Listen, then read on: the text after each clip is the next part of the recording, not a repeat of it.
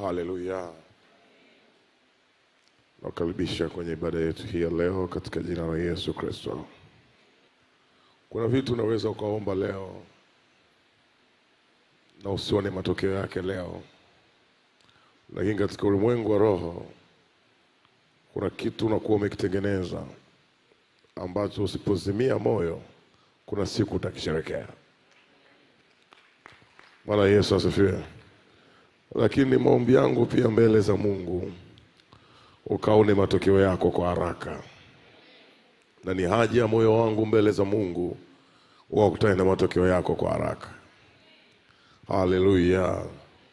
Unajua kuna matokeo ambayo waga tunapata ili tuweze kusurvive, kuishi kwa muda fulani. Na kuna matokeo ambayo Mungu waga anatupa kwa ajili ya kutufurahisha. Na kuna matokeo ambayo Mungu waga anatupa sawa sana alivyokusudia kwa ajili ya kizazi na baada ya kizazi. Bwana Yesu asifiwe. Sasa let me take you deeper. Nini maana ya misingi? Na kwa nini misingi inatutesa? Mwambie jirani yako, nini maana ya misingi? Na kwa nini misingi inatutesa?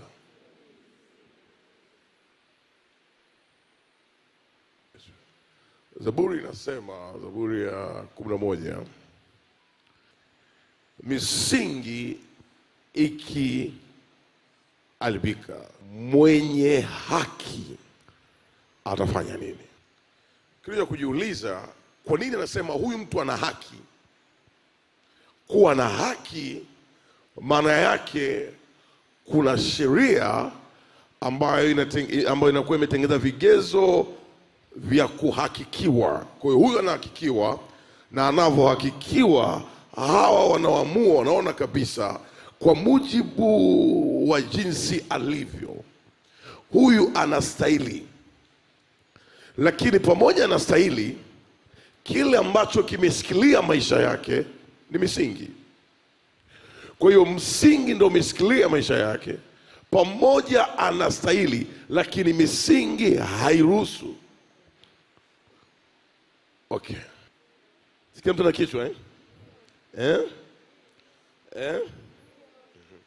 Sasa mmoja jirani yako mwambie, pata picha wataalamu wa urembo wangekuwa hawajagundua rasta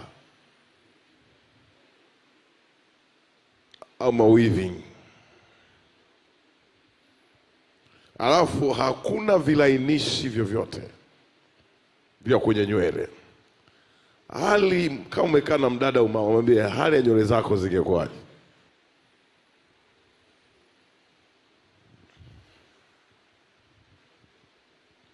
Kwamba kila mtu ana kichwa, si ndio? Sawa, msingi wa nywele kukaa vizuri nini? Kichwa. Kwa hiyo kuna vichwa ambavyo misingi yake, nywele zake sio nyeusi.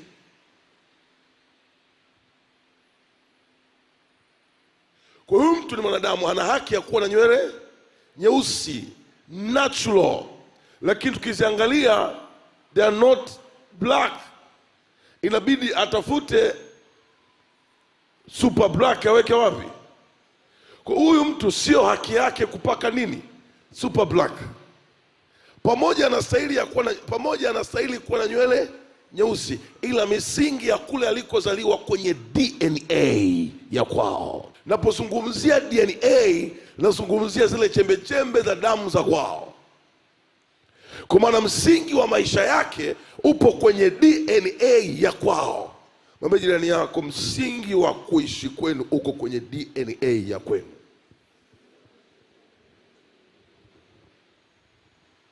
Ile DNA ya kwenu ndio msingi wa maisha yako.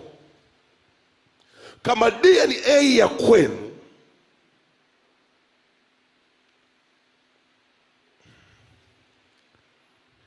hairuhusu, hata kama una haki, okay, kati yako wewe na ndoto au vision, maono, kilichotangulia ni ile vision, alafu ukazaliwa. Yeye kilichotangulia kati yangu mimi na utumishi, kilichotangulia duniani ni utumishi. Alafu mimi ndo nikazaliwa. Alafu ndio hiyo ndoto Mungu akaipitisha. Kwa hiyo hata kama nina haki ya kuwa mtumishi, lakini kama DNA ya kwetu inasema yoyote atakayeenenda akaifanya kazi ya Mungu, akifika miaka 25 anakufa. Hata kama nastahili kuishi, nikifika miaka 25, kama sijashughulika na DNA na msingi wa familia yangu, lazima nikifikisha huo umri nitakufa. Kuna watu wanatokea kwenye DNA ambazo zina witchcraft, zina uchawi. Kwa huyu mtu ile DNA, hata kama huyu mtu ana haki ya kwenda akapange nyumba ambayo atalala vizuri, DNA itahakikisha inampeleka kwa mama mwenye nyumba ambaye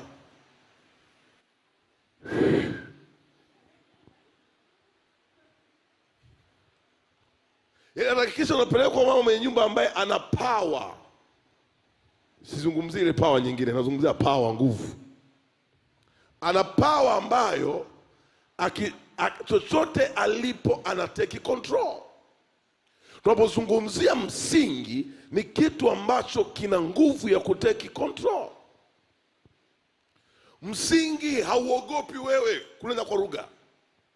Msingi unachokiangalia sheria inasemaje, DNA inasemaje. Unajua kuna mtu ana DNA kwamba hata kama ana hela lakini anaishi maisha mabovu tu. Haujawahi kuona tukiwa tunasoma kuna watu very smart here upstairs, alafu tukifika kwenye mtihani wa mwisho wanafanya vizuri sana, lakini tukija kwenye maisha huku, ukija kukutana nao baada ya miaka 5, 7, unajiuliza hivi huyu ndo aliyekuwa anatongoza darasani? Misingi ilimruhusu kwenye elimu, lakini haikumruhusu katika jambo lingine la aina fulani ya maisha. Tunapozungumzia haki, haki ni kitu ambacho unastahili, lakini kama misingi imekorofisha, hauwezi ukaipata hiyo haki. Na leo nataka nizungumze hii DNA, nataka nizungumze nguvu ya DNA ya familia ambazo tunatoka. Nataka nizungumze hii nguvu ya DNA kwenye nyumba ambazo tunatoka. Labda mwile jirani yako, wewe sela ya kwenu inasemaje mtu akifikisha umri kama wako? Jiongea jirani yako.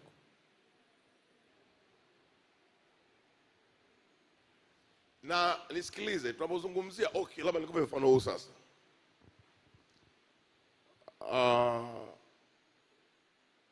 Mfano, serikali kuna kipindi ilisema tuna sela ya kumshusha mama ndoo wapi? Kichwani. Sawa, maana yake serikali ikishatangaza hivyo, maana yake inatengeneza madai ya utekelezaji. Nisikize kwa makini. Madai ya nini? Usitaki kukrem, wewe nielewe. Kwa serikali ikasema kuna sera kwa ajili ya nini? Kumshauri nini? Maana yake nchi inaposema kuna sera, maana yake inaingia kwenye nini? Kwenye madai. Inapoingia kwenye madai, maana yake kuna nini? Utekelezaji. Utekelezaji upi? Waraia wa nchi hii wanaoitwa wanawake washushwe ndoo wapi? Kwa hiyo nchi inaelekeza bajeti kubwa kwenye wizara ya nini? Ya maji, na watendaji wanaangalia nini? Wizara ya maji. Sasa je, wewe kwenu mnapofika umri fulani, je, sera inakuwa inalenga nini kwenye hiyo familia? Je, inalenga watu wawe vichaa? Inalenga watu wafukuzwe kazi? Je, inalenga watu wainuke? Je, inalenga watu wawekeze? Inalenga nini? Let me tell you something. Hakuna mwaka ambao hauna sera ya kimadai kwenye ulimwengu wa roho. Unaposema mwaka umeisha, sijafanya chochote cha maana, sera. Wewe ulifocus kwenye kufunga na kukanyaga Yeriko, ili mambo yaende, lakini haukwenda kuuliza kwamba kwenye misingi ya familia tunayotoka, tunapoingia mwaka mpya, maana kuna mwaka wa mpya wa 2025 na kuna mwaka wako wewe wa kuzaliwa ndani ya mwaka 2025. Je, katika vipindi vyote viwili kuna sera gani? Ongea na jirani yako.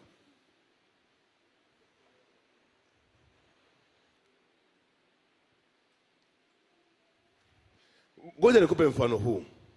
Let us say, listen to me very careful. Let us say kuna sera ya umri fulani kufukuzwa kazi. Kwa hiyo lazima wa create demand. Lazima watengeze nini? Madai. Sawa? Watahakikisha wanakupeleka mahali ambako atakayekuja kukufukuza kazi anakuja kwa ajili ya kutekeleza hiyo sera ya wewe kufanyaje?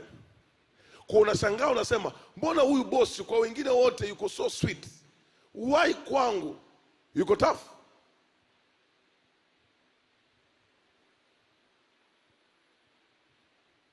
One day my father called me, akaniambia kuna plot moja nimeambiwa iko mahali fulani, njoo uangalie kama utakuwa uko interested. Kwa hiyo nikaenda. Nilipofika nikaipenda sana. Sasa unajua changamoto kubwa kwenye maisha yetu, ukishakuwa uko capable, nisiko makini, ukishakuwa una capacity ya kufanya jambo lolote, mara nyingi waga tunasahau kumuuliza Mungu, can I pursue? Mfukoni kwako una 5,000 ya chakula, sio? Unamuulizaga Mungu, muda huu ni ile chakula?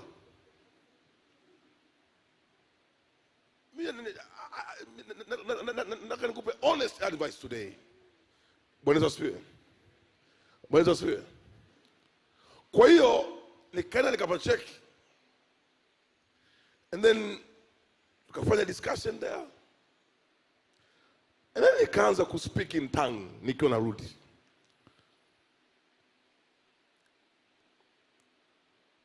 Kwa hiyo ikabakia, maana wale walikuwa wako 7 kwenye ile familia, walizaliwa 12 wakabakia 7. Kwa hiyo kwenye mgao ukinunua unatakiwa utoe mgao wa watu 12, maana hawa 5 pia nao waliacha watoto.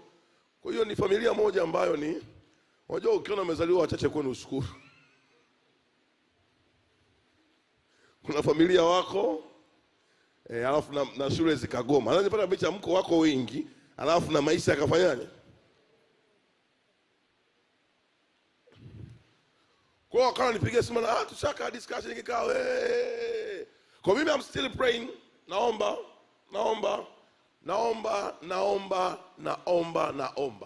Nikiliangalia kwa macho that area very nice.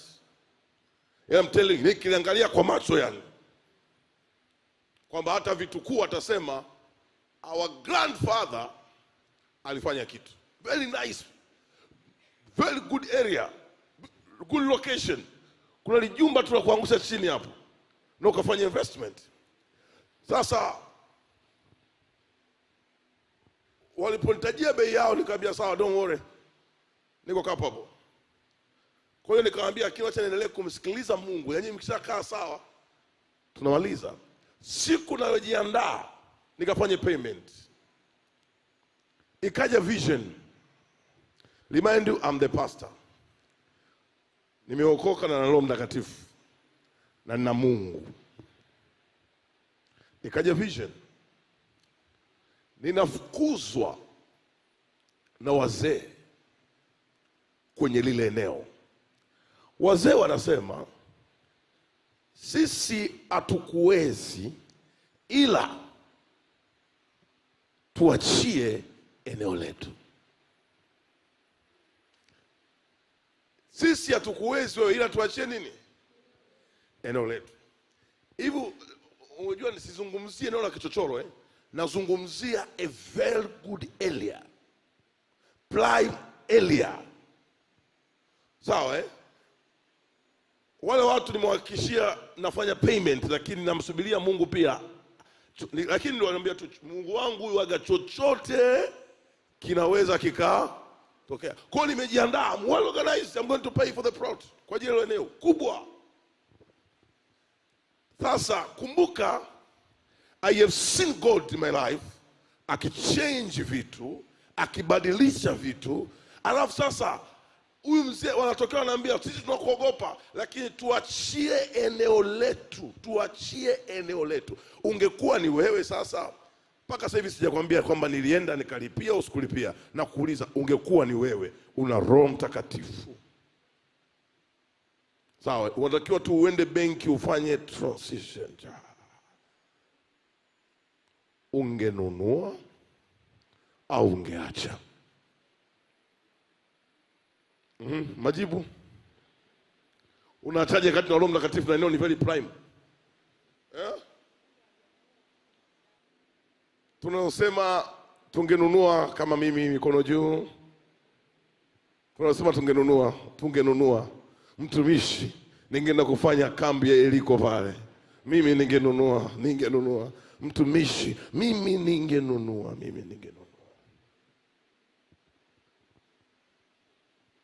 Bwana Yesu asifiwe. Sela ya kwenye lile eneo. Sawa, sela ya kwenye lile eneo. Sawa, sela ya kwenye nini? And I assure you, wale walikuwa wanauza nao walikuwa na operate under spirit of poverty. Sawa, kwa hiyo sela ya lile eneo aliruhusu mwenye nuru, kwa sababu once you give money ni transition. Money is a spirit. Kwa issue pale ni issue ya uchumi. Ule uchumi utakiwa kwenda kwa wale watu. Sawa, kumbuka bado sijanunua. Sawa, DNA ya kwao na misingi ya kwao kwenye ile nyumba baba yao na yeye alilistigi, aliwazunguka wenzake. Kwa baba yao aliwazunguka nani? Wenzake, na kuna damu zilishamwagika kwa ajili ya kugombania lile eneo years and years. Kwa hiyo kumbuka, mahali ambako watu familia imekaa almost like 70 years, maana yake ni mahali ambako ni altar yao waliitengeneza for 70 years.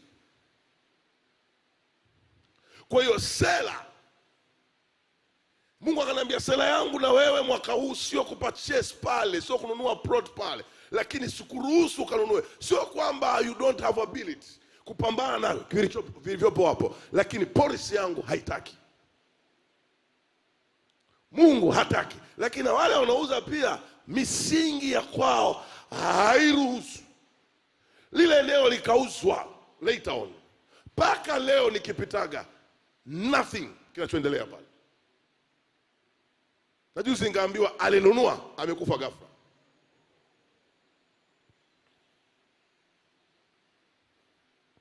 Sasa lazima ujue,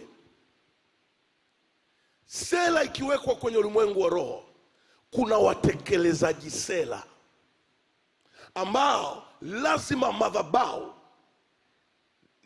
madhabahu ya ile familia. Nisikilize, unapookoka unaokolewa, mbinguni unaenda, lakini mambo ya namna hii ni lazima ukae darasani ushughulike nayo, kipengele kwa kipengele uchomoke, kipengele kwa kipengele uchomoke. Unafikisha miaka 40, sela inasemaje kwenye DNA, kwenye damu ya kwenu juu ya miaka 40? Sababu kama hujafika miaka 40, ukiwa na miaka 38, maana yake ulikuwa bado hujaingia kwenye vita ya kiroho ya miaka ukiwa na miaka 40.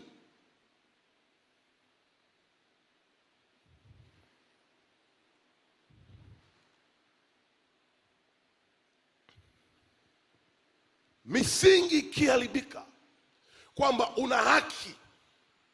Kwa hiyo though you have the light, though una haki ya kitu fulani, lakini DNA inasemaje? Umekaa ofisi moja miaka years and years, you are fighting for the promotion. Je, kiti ya unachoenda kukalia ambacho naomba Mungu hakuweke, je, misingi ya kile kiti kinasemaje? Kama Mungu, mimi naomba nipandishwe kwenye eneo fulani. Je, misingi ya nyumbani kwenu na misingi ya eneo liyopo kwa habari ya kupanda inasemaje? Ongea jirani yako.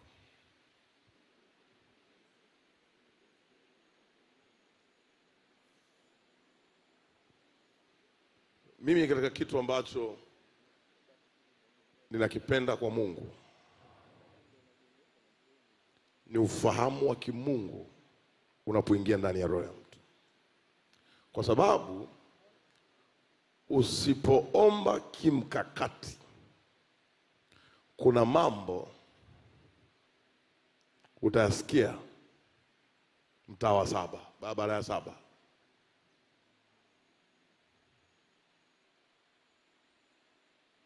Nilikwambia katika mwaka kuna vipindi viwili ambavyo ni very sensitive, ambavyo vina porous kwenye maisha yetu.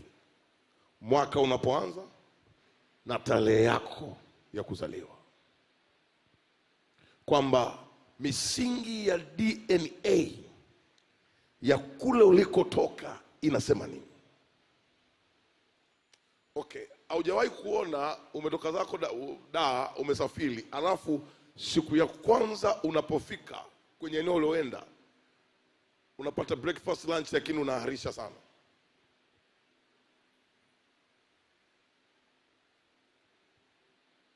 Kwani hayatokeagi? Mimi nakupa small observations, very small observations. Why?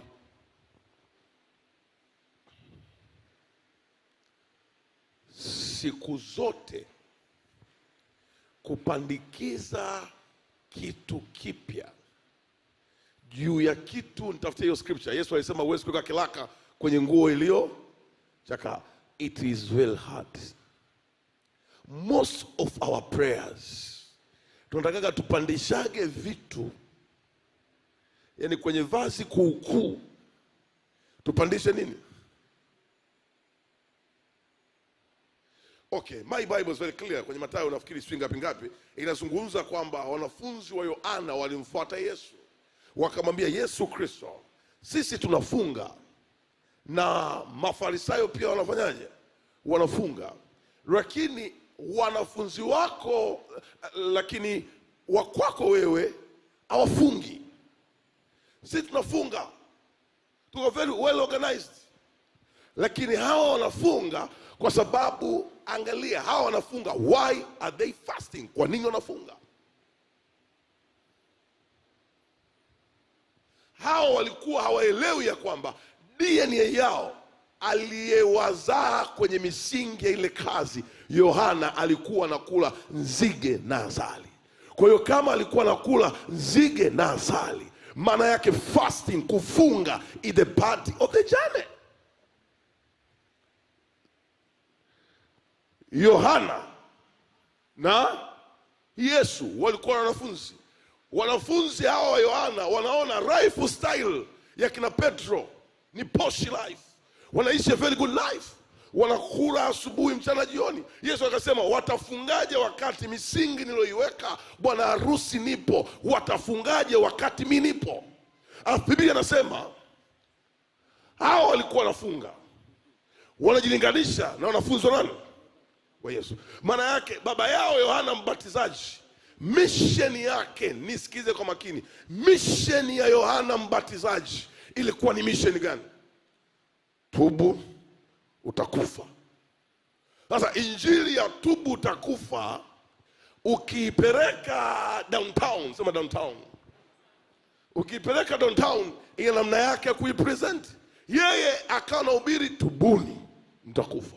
Kwa hiyo lazima awe kwenye maombi sana, na wanafunzi wake wawe kwenye nini? Afu kumbuka Yohana alikuwa kwenye diet. Tusilazimishane diet kama wito tofauti. Diet yake ni ipi? Alikuwa anakula nzige na nini? Asali. Misingi. Lakini hawa Mafarisayo hawakuwa wanafunga spiritually. Mafarisayo walikuwa wanafunga sawa sawa na sheria iliyowekwa na Musa. And for your information, Mafarisayo ni zao la kiti cha kiutawala cha Musa. Mafarisayo is the product ya nani? Sababu Musa is the only prophet, ni mtumishi, ni nabii aliyekuja kwa ajili ya kutengeneza nini? Sheria. Ndio maana sheria nyingi, Torati nyingi zilizalishwa kipindi cha nani? Kwa hiyo tunapozungumzia misingi ya sheria ilitokea kwa nani? Kwa Musa. Lakini angalia msingi wa spirit aliyokuwa nayo Musa. Praise the Lord. Praise the Lord. Kwa hiyo angalia, Mafarisayo wanafunga because of the law, kwa sababu kuna sera inawadai, kuna sera ambao wao lazima waitekeleze. Ipi? Kufunga. Yesu anasema hao watafungaje? Watafungaje wakati bwana harusi nipo? Alafu Yesu akasema hauwezi ukaweka kilaka kwenye nguo iliyo kuukuu. Kwenye nguo iliyochakaa unawekaje kilaka cha nguo mpya? Yaani nguo mpya, how can you connect it? Hakuna mtu atiaye kilaka cha nguo mpya katika vazi kuu. Sasa nikuulize swali. Hilo vazi kuukuu lina haki ya kurekebishwa? Muulize jirani yako, lina haki ya kurekebishwa? Mwambie jirani yako, hilo vazi kuukuu lina haki ya kurekebishwa? Sasa kama lina haki ya kurekebishwa, kwa nini waseme ya kwamba hauwezi ukaweka? Sababu hiyo nguo imechanika, itasei sina haki ya kurekebishwa, sina haki ya kuwekwa kilaka. Biblia inasema hauwezi ukaweka. Twende. Maana kile kilichotiwa huondoa kipande cha lile vazi, na pale palipotatoka huzidi. Aha. Una haki. Tunamwambia pastor, kwa nini kila nikiombaga promotion ndio hali yangu mbaya kazini? Kwa nini kila nikiombaga na mimi nipate mume ndio hata wakuniambia hivi ulizaliwa mkoa gani vile sipati? Why? Hauwezi ukapeleka sera mpya katika mahali ambako kuna misingi ya sera za zamani. Kwa pasta, toka nimenunua kiwanja hela imekata, na mimi nakuuliza wewe unaendaje kujenga wakati misingi yenu hairuhusu? Wewe ufanyaje? Kuna mtu nilikuwa namuombea misingi ya kwao hairuhusu kujenga. Kwa hiyo wakapata hela, akanunua nyumba. Hiyo nyumba akaamua iangushe chini, ili afanyaje? Aikarabati. Yaani alipoiangusha tu hakuna hela. Yaani kwao hawaruhusiwi kufanyaje? Wakati simple mathematics, hela alonunua hapo, angeenda kutafuta eneo mahali, angejenga, hela alonunua pale, angejenga nyumba yake nzuri ya kuanzia. Angejenga nyumba yake nzuri ya nini? Ya kuanzia. Siku nilikuwa naongea na profesa mmoja alikuja kuniona. Kama profesa, makorokoro haya yanakutesa eneo unalokaa. Akaniambia, kweli? Nikamwambia unakaa wapi? Akanitajia location, nikamwambia profesa. Nikamwambia nitajie property zako 3. Yaani maeneo yote anonitajia. Yaani maeneo yote anonitajia. Sio kwamba watu hawakai, wanakaa. Lakini wewe ukawa unakaa kwenye mtaa ambao uchochoro. Yaani gari yako yenyewe kupita ni kwa taabu. Inabidi tuanze CCM. Na siku ukifanikiwa kuipitisha basi sijui, yani ni kwa taabu. Yaani ukipika hivi mambo, yani ukipika msosi namna hii, watu wakisikia harufu kule shida. Nikamwambia profesa, ile nyumba Salenda ukishahama kule njoni kuombe. Sasa kwa nini tuonge maji kwenye kinu? Kwa nini? Misingi, lakini misingi ya kule kwao walikotokea, misingi ya kwao walikotokea haiwaruhusu waishi maisha mazuri.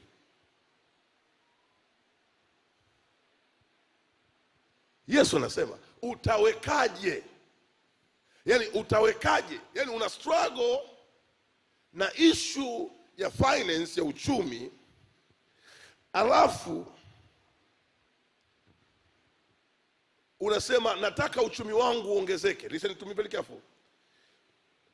sitaki kutegemea kazi moja, naenda kufungua biashara. Na mimi nakuuliza, unaendaje kufungua biashara kwenye misingi ambayo hairuhusu muwe na hela? Ongea jirani hapo. Paka hapo kwanza.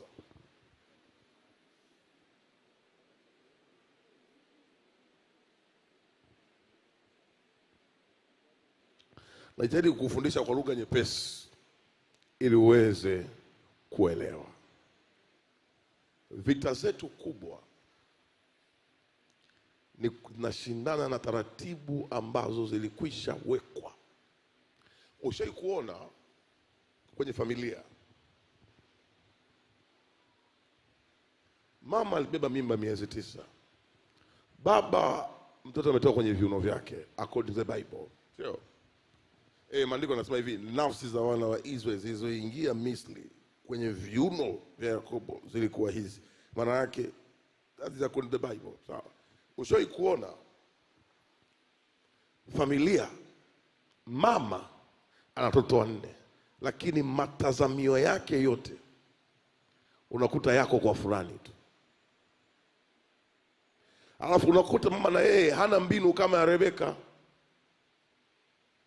Kwa hiyo mwisho wa siku yule ambaye hakutazamiwa anakuja anastawi, lakini hana bondi na mama yake.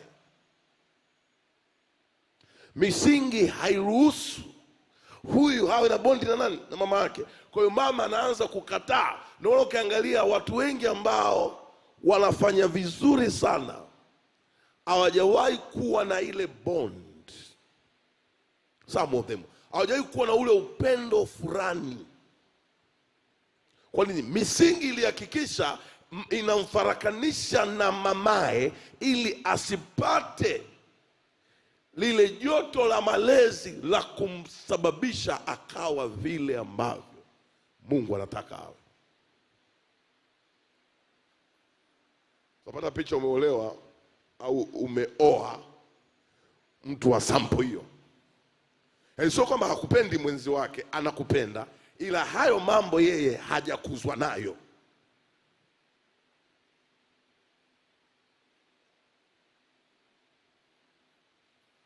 Si nikupe mfano gani mwingine? Tunapozungumzia misingi, ndio maisha. Na maisha yako hayawezi, listen to, maisha yako ndio maana vita ya msingi siku zote haikupigi kinyume na taratibu zilizokwisha wekwa.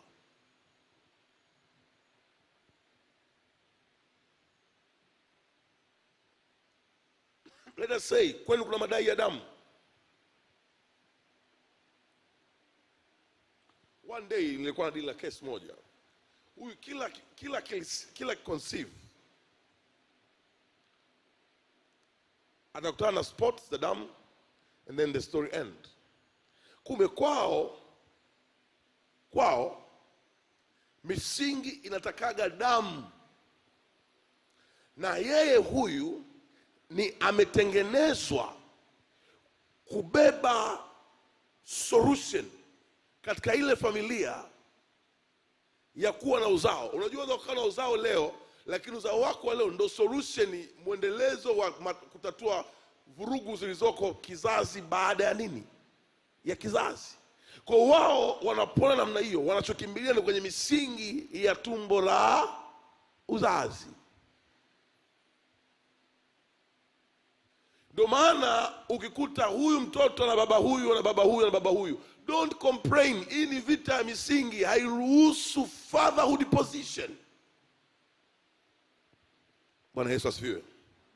Yesu anaposema chukua kitu kipya ukaweka kwenye kitu cha nini?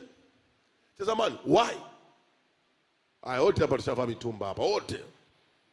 Naje kuvaa mitumba hapa? Nani je kuvaa mitumba hapa? Nani? Uje kuona kwamba unaenda kwenye mtumba unabahatisha nguo haijawahi kuvaliwa inapaka price tag. Lakini as long as inaitwa mtumba, haiwezi ukauzwa kwa bei kama ya wapi? Ya dukani. Na unakuta kwenye price tag pale ina bei harisi, ina bei ya seli ya kwanza. So unajua kule Ulaya, unajua nguo zinakaaga muda wake ukishaisha, wanazichukua wanapeleka kwenye outlet, na wanaangalia wanapeleka kwenye outlet ya namna gani. Kule isipotoka tena ikidoda, wanaipeleka kwenye outlet ya aina fulani, bei inashuka, bei inashuka. Kwa hiyo maana yake paka inatupa kwenye mtumba, imeshapitia mikakati yote ya punguzo la bei, maana yake haina thamani. Haina nini? Lakini kwa kuwa isaitwa mtumba, inabeba ile nguo, ina haki ya upya, ina haki ya kuuzwa kwa bei halisi ya kiwandani. Lakini isaitwa mtumba, bei yake inaenda sawasawa na msingi wa kimtumba mtumba. Wangapi wanaelewa paka hapo? Mwambie jirani yako, wewe gharama yako inaenda kwa msingi upi upi?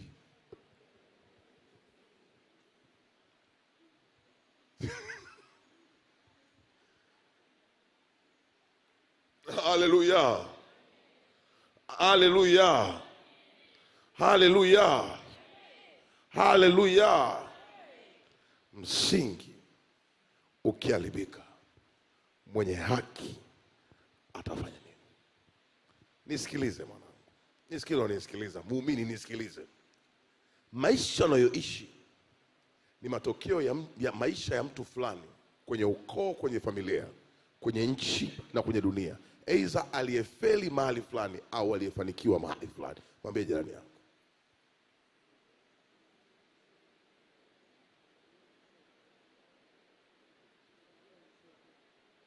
Okay. Ushawahi enda mahali ambako watu kuna kitu ambacho kwamba they believe on this.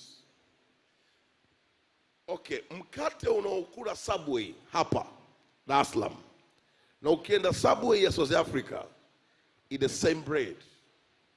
Yani kila kitu is the same. Kwa nini?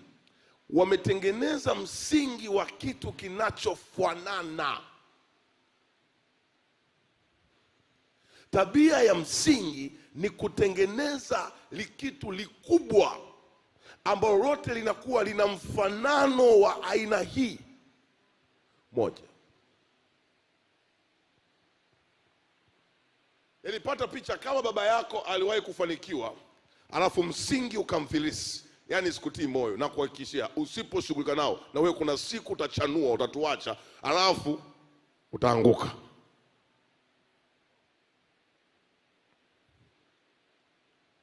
Bwana Yesu asifiwe. Bwana Yesu asifiwe. Yesu alibeba DNA ya kina Rahabu, ya kina Raheli. Yesu alibeba DNA ya kina Daudi. Yesu alibeba aina zote za DNA za kabila la Yuda, ambalo msingi wa kabila wa Yuda ulikuwa ni kwenye ukuhani na ufalme.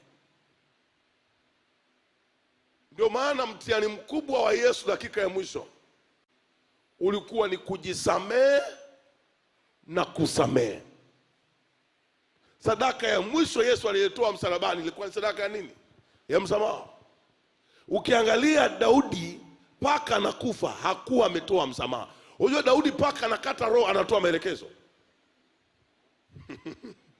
Yaani Daudi paka anakata nini? Yaani hata mtu ambaye paka anakufa anakopa. Tofauti na mtu ambaye paka anakufa.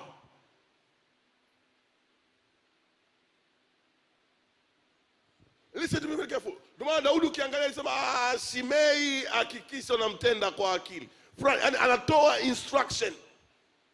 Anatoa nini? Maelekezo. Lakini angalia Yesu alipokutana na mtihani, hupi Baba ikiwezekana niepushe nini? Ile ni lugha ya kuraumu kwamba hiki nachoenda ukipitia, I'm not okay with it. Alafu anakuja kukutana na mtihani mwingine, upi? Baba uwasamehe. Alafu Yesu anakata roho. Alafu baada hapo anasemaje? Baba uwasamehe. Alafu anapiga Eloi Eloi lama sabachthani. Yani imagine paka dakika ya mwisho Yesu kwenye msalaba anaambia Mungu wangu mbona umeniacha? Ni lugha ya raumu. ila kwa kuwa alikwisha kubali kuwa mtii mpaka mauti ya msalaba. Kwa nini? Yesu ilibidi afanye hivyo ili aitafute haki ya kwenye msingi. Yesu alichokuwa na kisaka ni kipi? Damu yake kwenda kwenye misingi, damu yake kwenda kwenye msingi, damu yake kwenda kwenye misingi. Elia, he was very anointed. Bwana Yesu asifiwe. Elia alikuwa nani? Mimi malaga sielewagi wapendwa, mkiwa mnaomba mnasema baba shusha moto wa Elia. Wewe unajua msingi wa moto wa Elia mtumishi? Umechemka mwenye jasho na kutoka baba shusha moto wa nani? Na mimi nakuuliza moto wa Elia unaojua wewe? Kwenye vita hii Mungu wangu atajulikana. Unajua msingi wa Mungu kujulikana kwenye vita unaopitia?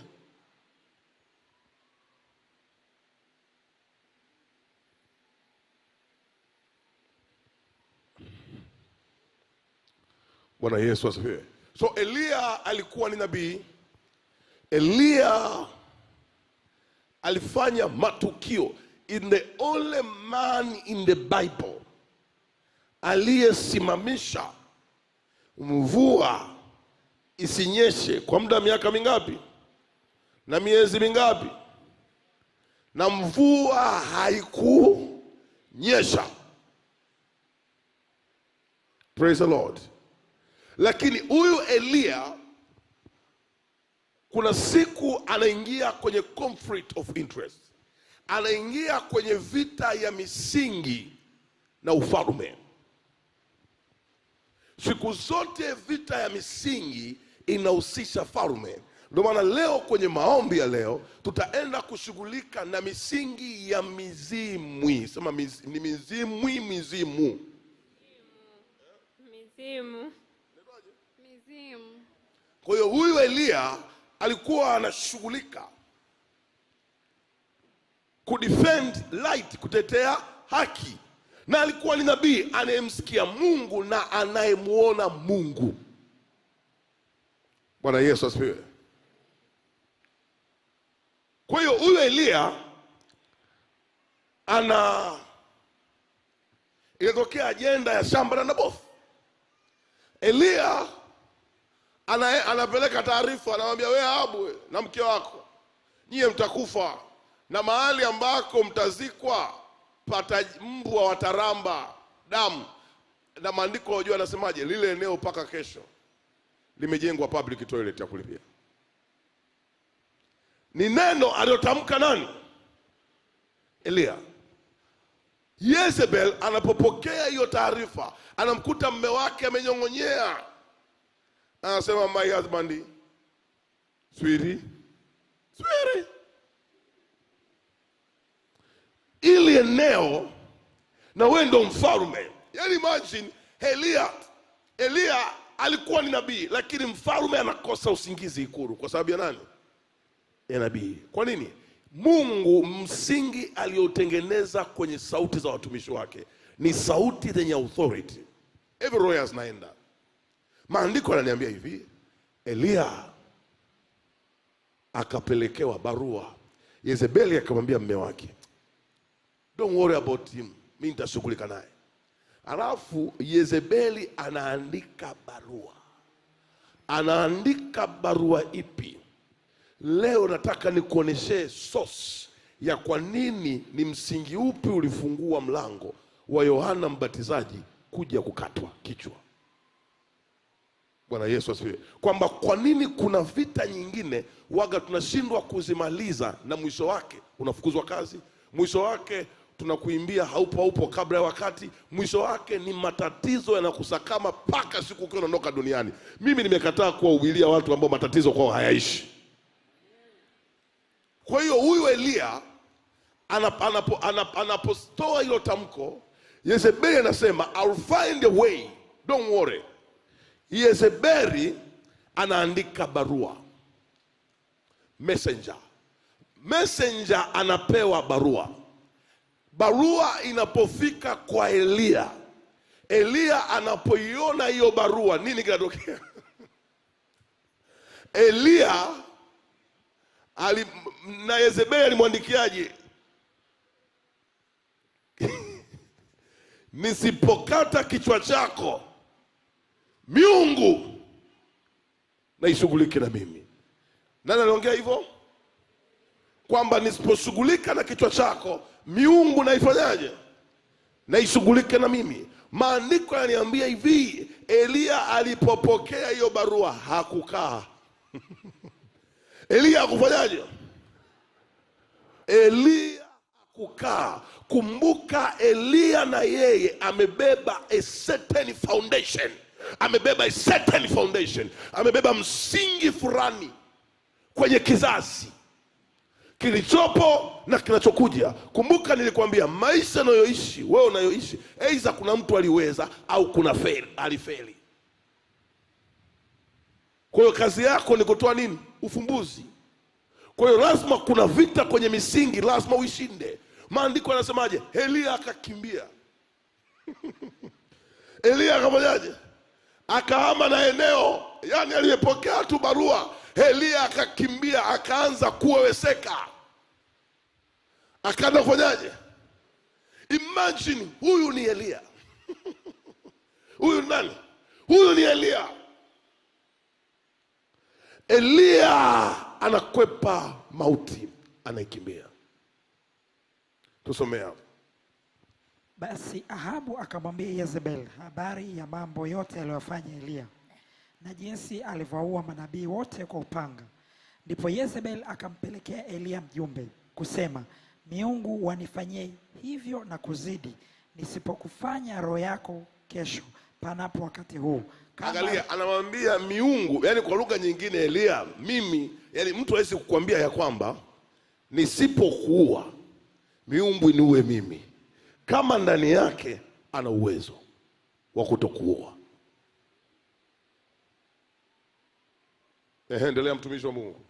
Ndipo Yezebeli akampelekea Elia mjumbe na kusema, miungu wanifanyie hivyo na kuzidi, nisipofanya roho yako kesho panapo wakati huu kama roho ya mmojawapo wa hao. Naye alipoona hayo aliondoka, akaenda ahifadhi roho yake. Akafika Beersheba mji wa Yuda, akamwacha mtumishi wake huko. Watumishi, huyo ni nani? Huyo ni nani? Nisomea Yohana hapo kwenye Injili pale, anasemaje wewe?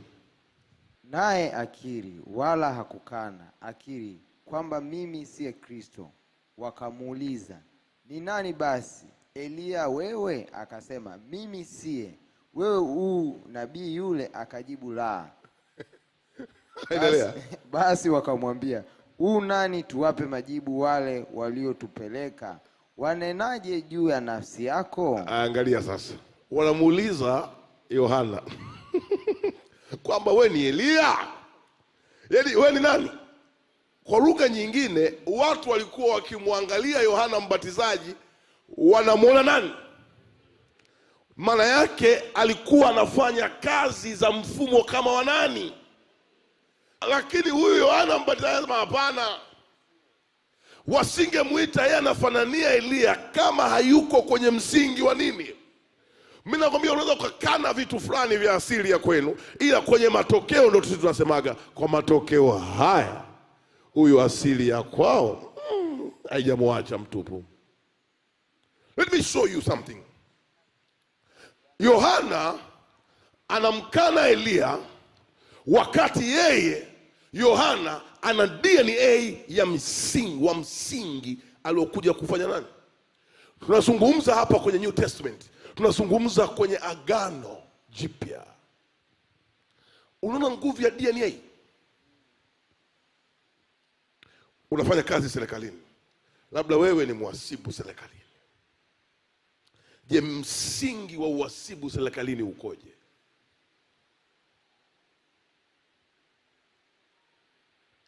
Okay. Last week nilikuwa naongea na paroko mmoja. Na paroko, I want to understand something deep. Akaniambia, tell me, pastor. Nikamwambia, kwa nini hakunaga papa anayekuja sasa na jina lake? Kwa nini kila papa anayekuja anabeba msingi wa jina la papa ambaye tayari ameshaondoka. Wangapi wanaelewa paka hapo? Akaniambia kila papa, nisikiza kwa makini, kila papa anapoingia anaingia akiwa na mission anaoilenga, kwamba mimi nimeingia mwaka huu na dunia sasa hivi inataka vitu fulani. Kwa hiyo anaenda kutafuta jina la papa ambaye kwa miaka yake, kipindi chake cha utawala, alifanya vitu kwa namna fulani ambavyo vinaendana na majira ambayo yeye anaingia kwenye utawala. Mwambie jirani yako hajaelewa, mwambie.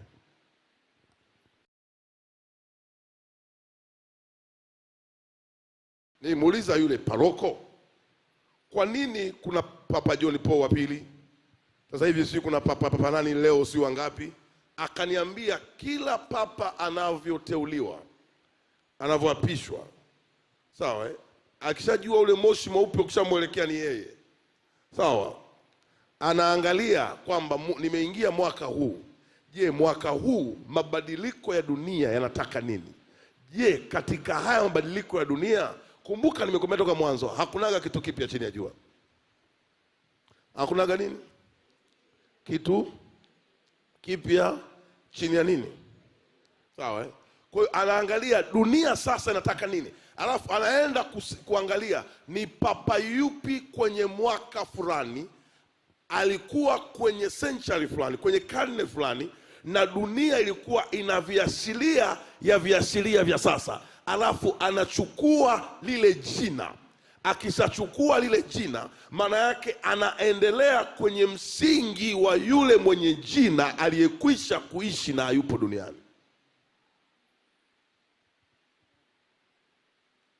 Ndio tunasemaga legacy. Yani anaendeleza legacy, alama ambayo mwingine amekwisha iacha.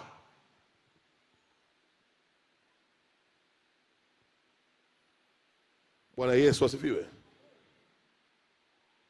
Ndio maana kuna vitu napambana wewe uvifute nyumbani kwenu, havifutiki. Kwa nini? Hauwezi tu kamka ukasema nafuta. Walioacha hiyo legacy kwenye misingi walifanya nini? Bwana Yesu asifiwe.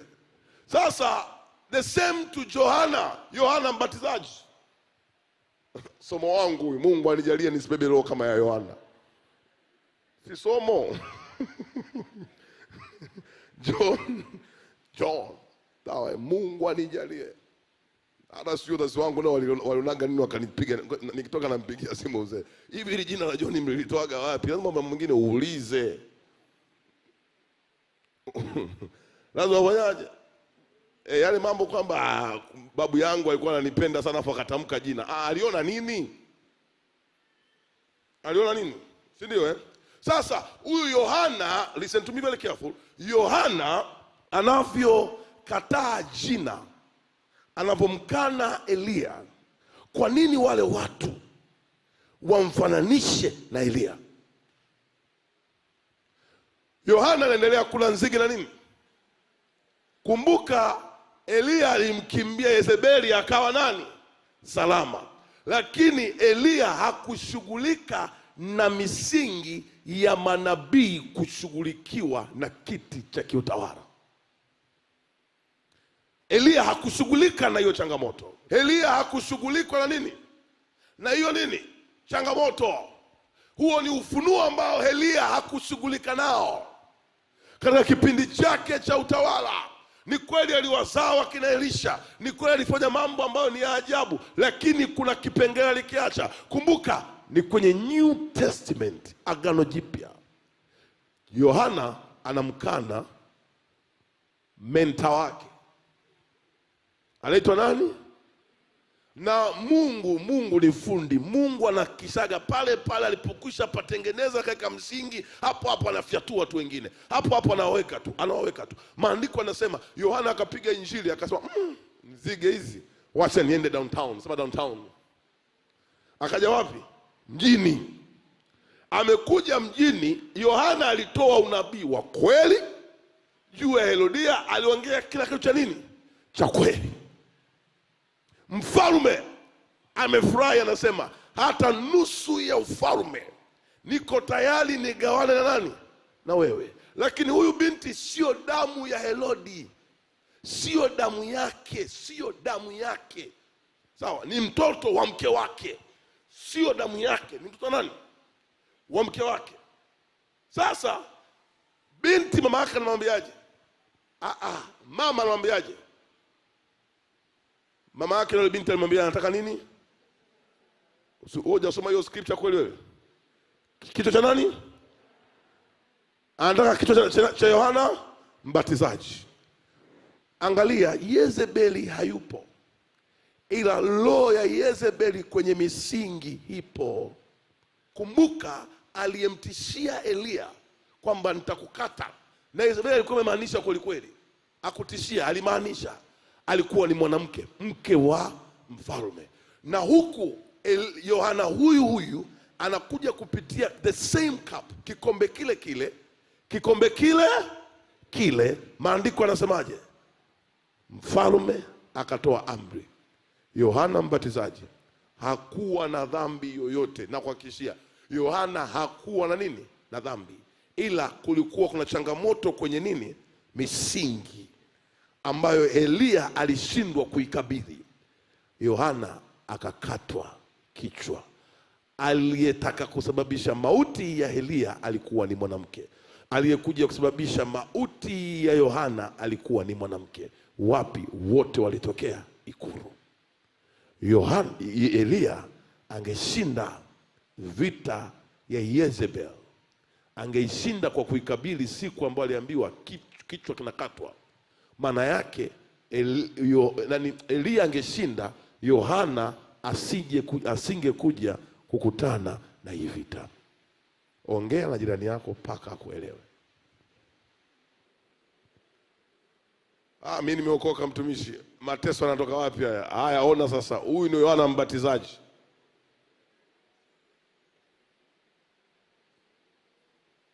Hata ilipofika siku kuu ya kuzaliwa kwake Herode, binti Herodia alicheza mbele ya watu, akampendeza Herode.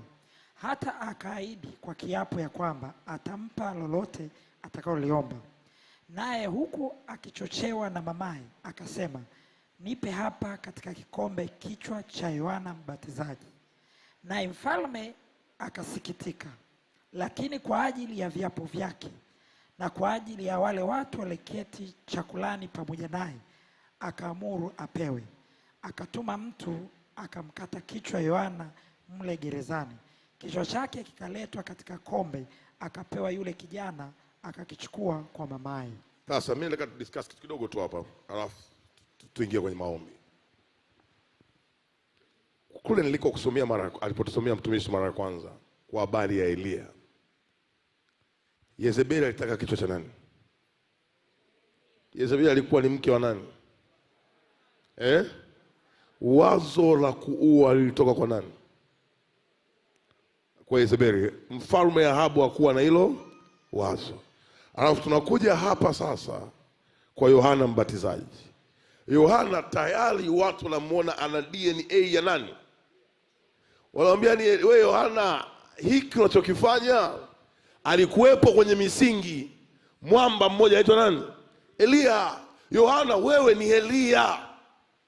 Yaani sana yona unavyoambiwaga huyu kama shangazi yake. Tofauti ni moja tu, shangazi yako hakuwa na kucha ndefu. Tofauti nyingine ni ipi? Shangazi yako hakuwa anajua kuweka kope. Tofauti ni ipi? Shangazi yako alikuwa, yaani nazungumza shangazi wa kizazi cha kwanza, hakuwa anapaka mafuta kama ya kwako ya Roshen. Ndio tofauti tu. Lakini kiroho ngoma the same. Kiroho ikwari. Kiroho ni nini? Okay. Nenda kwenye ofisi zote kubwa kubwa za serikalini.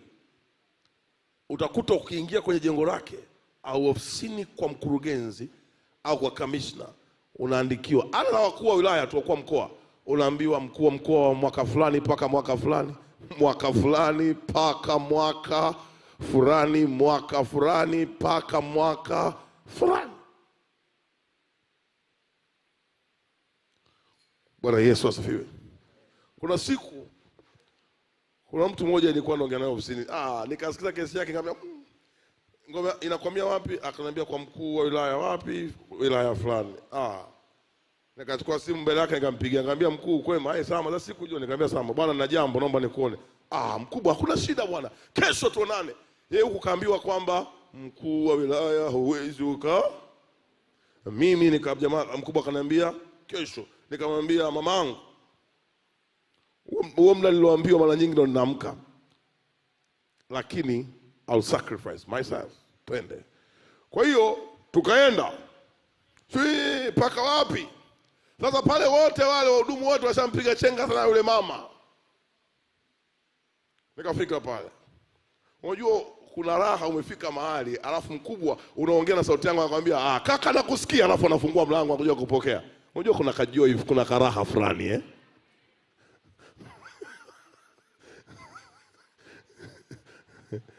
Mungu ni mwema huyu jamani duniani. Watumishi kukaa foleni. Nikamwambia mkuu, akaniambia pana. Ingia bwana, tukaingia mwana ndani. Tukapiga story kama dakika 45 hivi kwanza. Akamwambia kaka nina jambo.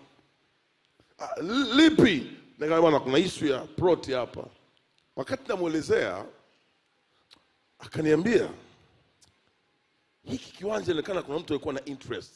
Sababu hii imesikilizwa na fulani na fulani na fulani na fulani. Kwa hiyo ikabidi aitishe mafaili yatoka msingi wa kesi ulipoanza mpaka tukapata hukumu ya mahakama iliyokwisha wahi kutolewa kabla. Tukakuta kumbe mahakamani kuna maamuzi yaliyokwisha fanyika. Sasa anayekuja kufanya implementation ya yale maamuzi naye akaandika rejea dokezo fulani. Kwa hiyo vurugu ilianzia wapi? The founder wa ile kesi. Listen to me. Wewe hujai kuona ofisi kwako unaingia unaambiwa huyu mkurugenzi wa kwanza huyu jina lake hili. Wale wote waliokaa kwenye kile kiti kuna aliyetengeneza misingi ya ile ofisi, na wanaokuja wana energy wanasema mimi kikao cha kwanza nitabadilisha hiki. Alafu akishakaa kwenye kile kiti, yani bora aliondoka. Bora aliyefanyaje? Bora aliyeondoka. Why bora aliyeondoka? Why? Misingi.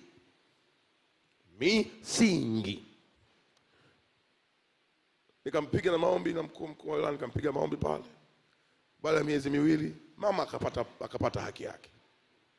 Kamtia moyo, nikamwambia ili utalifanya na litaisha. Praise the Lord. Listen to me today. Very clear. Sahau yote, usisahau hili. Vita ya misingi inahusisha utawala. Aliyeshawishi Ahabu atafutwe uwawe alikuwa ni Yezebel. Huku aliyeshawishi Yohana auawe hakuwa Yezebel physically, ila ni roho ya Yezebel ilikaa kwa mke. Ndio maana tunasemaga once Mungu akikupa grace au neema ya kuwajibika kutoa majibu kwenye maisha ya watu, katika spiriti inaotafutaga haraka msaidizi wako.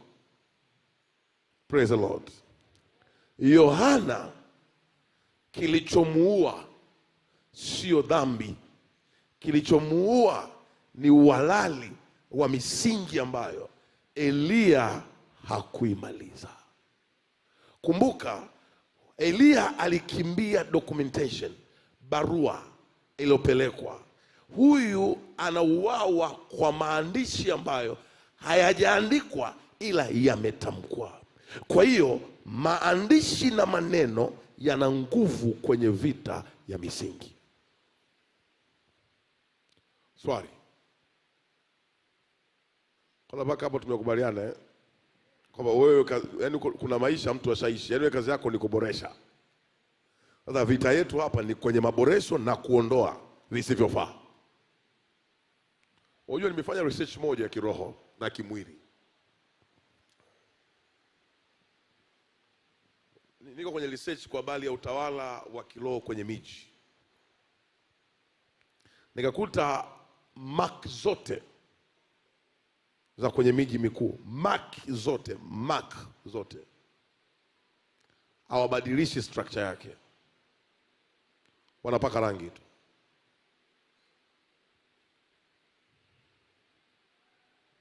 All over the world, duniani kote palipo na mark yenye control season kwenye nchi hawabadilishaki. Why? Foundation.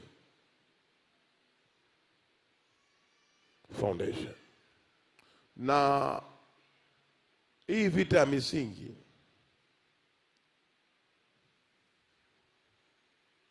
ni kati ya vita yenye madai mengi sana, kwa sababu ya sera zenye madai ya kutekelezwa.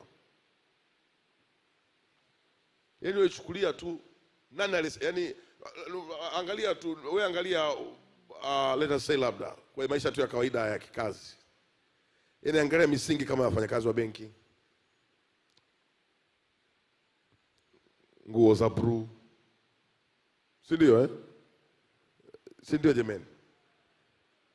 Si ndio jamani nguo ya nini ya blue, tie, wanaume super black kidogo, sawa, si ndio mabenka? Yaani kuna usmart ambao wa nini, tusiende mbali. Yaani tabia ya dereva daladala wa hapa Ubungo ukienda Nairobi the same. Uendeshaji wa pikipiki wa hapa ukienda Lagos the same. Nachomaanisha ni nini? Kuna roho inayocontrol vitu kwenye foundation of it. Kumbuka, msingi wowote ni picha iliyokuwapo ndani ya mtu aliamua kwenda kuitengeneza kwenye madhabahu.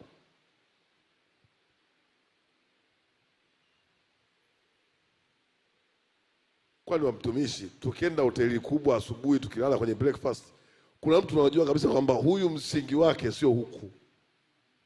Wale wenye msingi na yale mambo wataanza pale na matunda kidogo na nini, hawana haraka wala sahani hazijai. Lakini wale ambao sio msingi wao, sasa sahani inakuwa nini, ina utoshelevu. Naelewa paka hapo watumishi? Yaani sasa hujazoea kugonga kiporo cha maharage asubuhi na kiporo cha wali mkavu, wali ulolala na maharage, afu ugonge asubuhi, utalala siku nzima.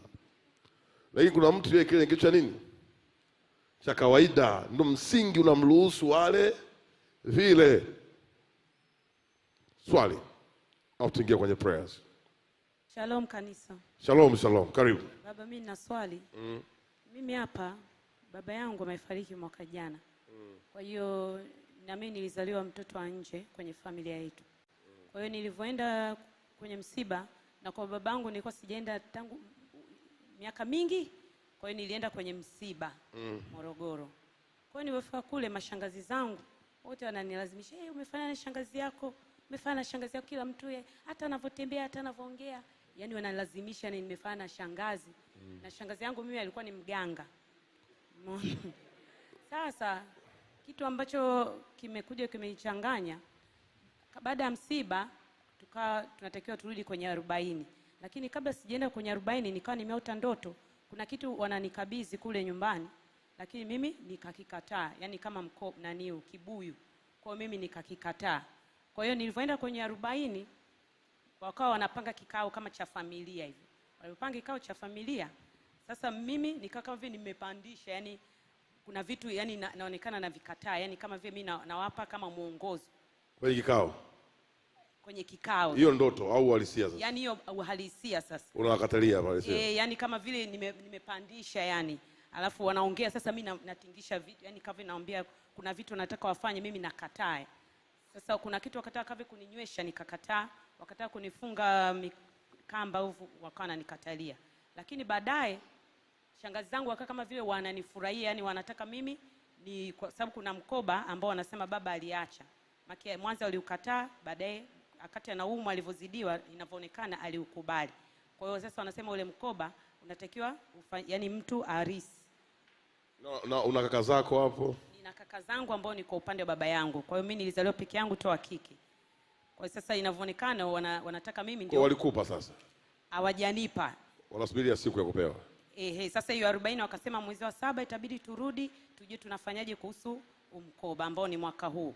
Kwa mimi tangu hapo sina mawasiliano na ndugu zangu kwa sababu naogopa, sijajua wanataka, kwa sababu mali hawajanilisisha. Mali wamekula wao, ila mimi nataka nilisi mikoba. Spiritually, sawa, kwenye msingi wa kuzaliwa kwako. Yaani ukizaliwa tu kwenye mfumo wa namna hiyo, unakuwa tayari ushaingizwa kwenye mfumo. Sawa? Kile ambacho kilikuwa kinasubiriwa sasa, sawa? Yaani the day baba yako ameondoka hapo. Sawa? Yaani tayari pia ukakabidhiwa yote. Kwa kile ambacho kinasubiriwa tu ni kupewa tu physically, ila kiroho now. See what is happening now? Mwingine huyo hapa. Mwingine huyo hapa. See what is happening. Kuna mtu mmoja hapa umekuwa na changamoto kama ya kujikatakata kwenye mwili wako. Msaidieni wewe.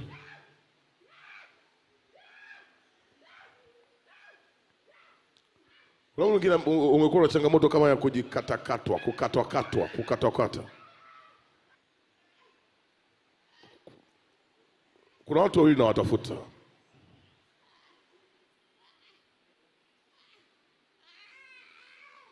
Una chale huku kwenye mwili wako, kuna chale naiona, kuna alama. Na hii ni vita ya mikoba. Na hii vita ni ya mikoba, ya urithi kichawi, kiganga. Na hii ni vita ya kiutawala juu ya huduma iliyoko ndani yako. Watu wawili tu hao, alafu naendelea swali lingine. Yes, sasa ndio hiyo. Sababu naona unaekewa kiti ukae, alafu ukitaka kukaa kiti kinatolewa, kinahamishwa. Na hiyo ndio vita kubwa ulionayo ya nafasi. Ya nafasi.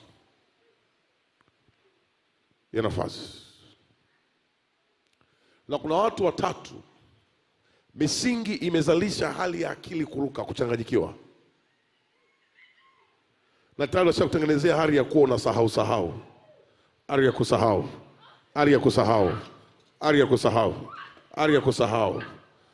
kusahau. Na hiki kitu nakiona paka kwa baba yako. I see it paka kwa baba yako mzazi. Katika hawa naowaita, mmoja baba yako ana nafasi kubwa sana serikalini. Na wanataka wamtengenezee hiyo situation, asimalize msimu wake wa kiutawala. Asimalize msimu wake, asimalize. I see this challenge. Na familia yenu ina vita kubwa sana na baba yenu. There is no good communication. That's the devil. That is a devil. I disconnect you.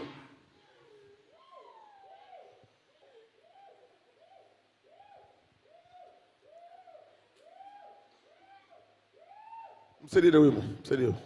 Anapita the same situation. The same situation.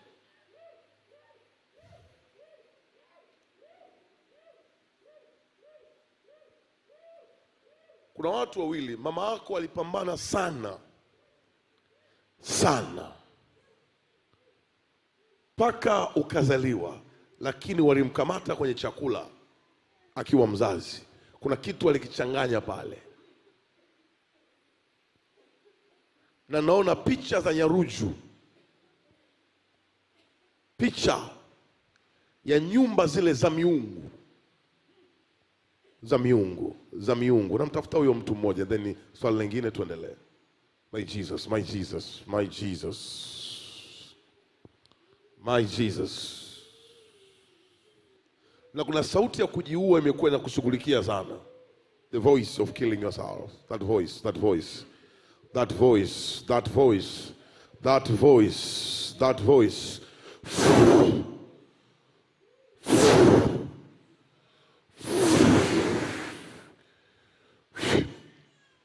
Swali lingine? Another question so far? Another question? Another question? Kali mama tuwe swali hapo. Shalom kanisa. Shalom, shalom.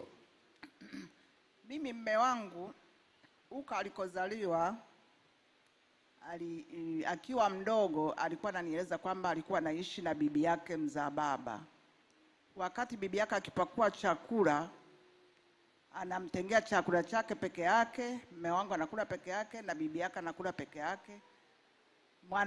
Mme wangu alivyomuuliza bibi, kwa nini mimi unanilisha peke yangu na wewe unakula peke yangu, akasema siruhusiwi kula na mtu yeyote. Sasa baadaye mme wangu akamuuliza baba yake, kwa nini mama bibi anakataa nisile naye? Akasema walikosana na mme wake, lakini huyo mama akakataa kuapologize kwa mme wake. Kwa hiyo mme wake akasema kuwa kwa kuwa amekataa kukiri kosa, sijui ni kosa gani wenyewe, basi hata kula na uzao wangu. Kwa hiyo ikawa hiyo. Sasa babake na mme wangu alipofariki, ukoo ukakaa ukasema yale ambayo yaliachwa huko nyuma yamalizwe na huyu mme wangu ambaye ndiye mrithi wa pale. Mme wangu akasema mimi baba hakuniambia chochote, kwa hiyo siwezi kuongea chochote wala kufanya chochote. Mimi kitu ambacho sikuambiwa mimi sijui. Kwa hiyo akakataa. Lakini sasa alivyokuwa nisimulia na mimi nahudhuria maombi kama hivi, maneno nayasikia, naona labda yanaenda kuingia kwa watoto wangu. Naona watoto wangu mambo yao hayaendi. Nikamwambia mume wangu, hicho kitu ulichoniambia naona ndio kinaingia kwa watoto wangu. Na kijana wangu ambaye ni wa mwisho anafanya biashara. Mambo ni shida. Wa kwanza umri umeenda, haoi. Wa pili kazi, yani watoto wangu watatu mambo yao naona hayaendi vizuri. Sasa nikamwambia mume wangu, huenda ni hii roho iko huku mbele, mambo ya asiri yanavizia watoto wangu, ndio nawakuta watoto wangu mbona mambo yao hayaendi. Kijana wangu wa kwanza ameenda miaka 42, ana elimu nzuri tu, apungukiwi, lakini haoi mpaka sasa. Wa pili naye bahati nzuri na sali naye humu ndani kanisani.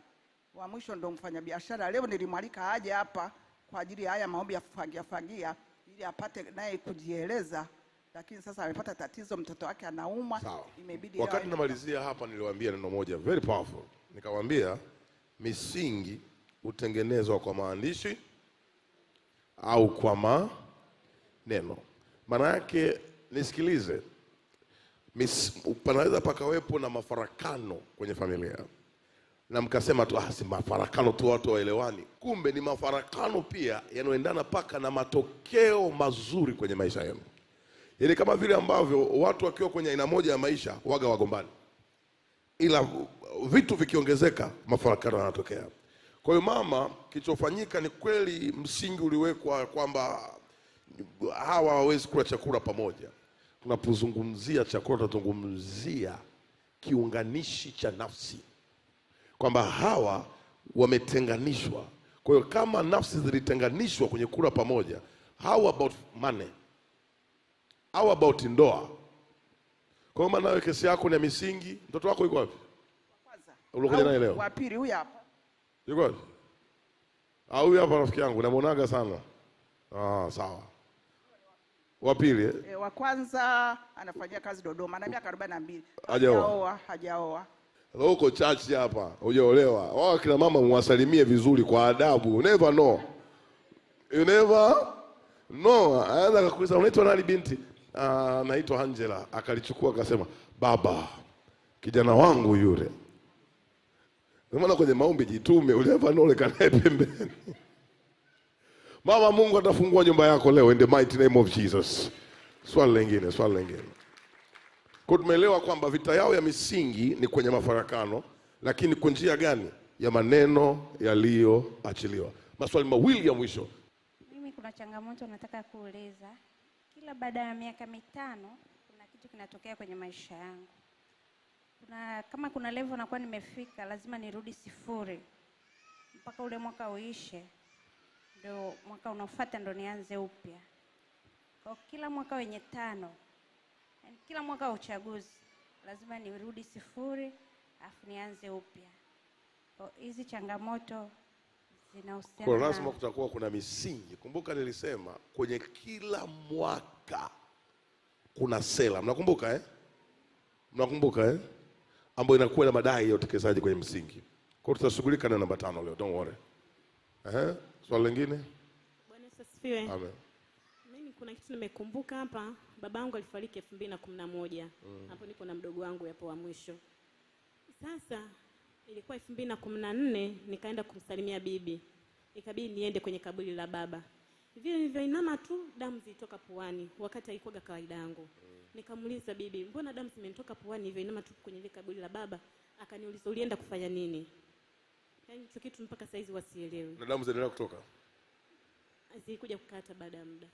Hazijatoka tena tangu hapo. Toka damu zilipotoka maisha yako yakawaje mpaka leo? Maisha yangu haendi sawa. Haendi sawa. Ndio. Unakumbuka niliwaambia wiki ijayo nitashughulika na damu kwenye nini? Hii ni mojawapo ya case study. Nitajibu wiki ijayo. La mwisho.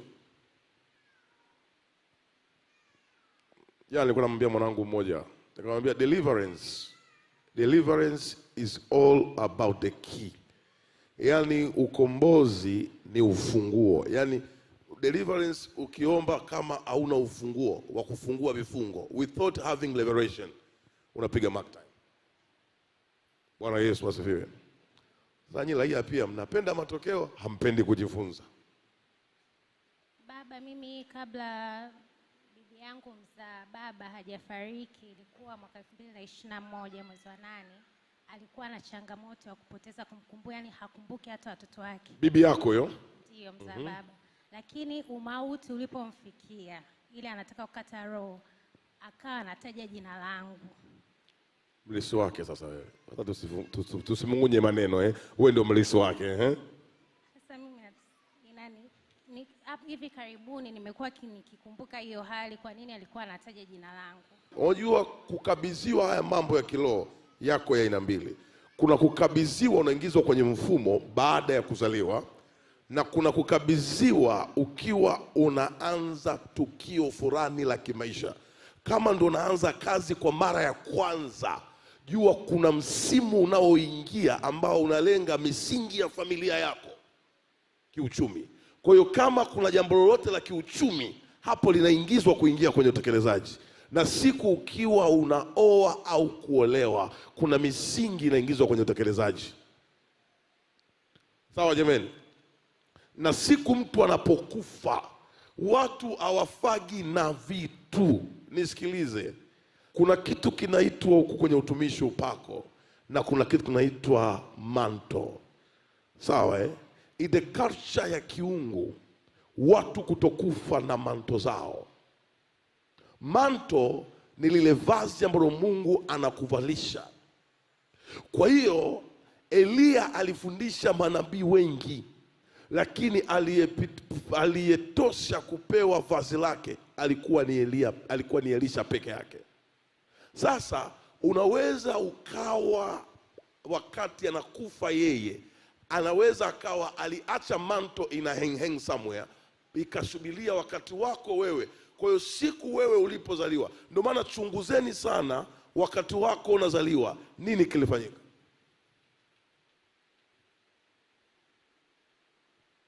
Ujai kuona umezaa mtoto wewe, wageni ni wengi nyumbani kupita kawaida, na kwa mtu mwingine ulivyozaa tu ukame, sio tu kuambiwa ongera umejifungua, ukame wa kila kitu. Kwa ndakuja kufundisha siku moja about this mantle, kwamba kwenye familia yenu nani aliyebebaga manto ya kwanza ya uzao? Kwenye familia nani aliyebebaga manto ya kwanza kwenye biashara? Nani aliyebeba manto ya kwanza kwenye kitu fulani? Je, wakati anakufa alikabidhi kwa nani? Na aliyekabidhiwa aliacha nini? Na alipoondoka aliacha nini tena? Na aliendeleza nini tena? Kwa hiyo kwa lugha nyepesi, Lutu, una manto ya bibi. Sawa eh? Sasa raha ni kwenye mambo kama haya misingi. Leo tunaenda kuomba hapa, usiwe na hofu. Shughuli inaisha. Don't worry about this.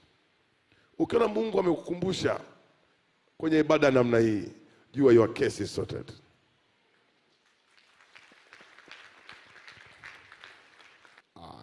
Chukua sadaka yako, mtumishi wa Mungu Shimbo atazibariki.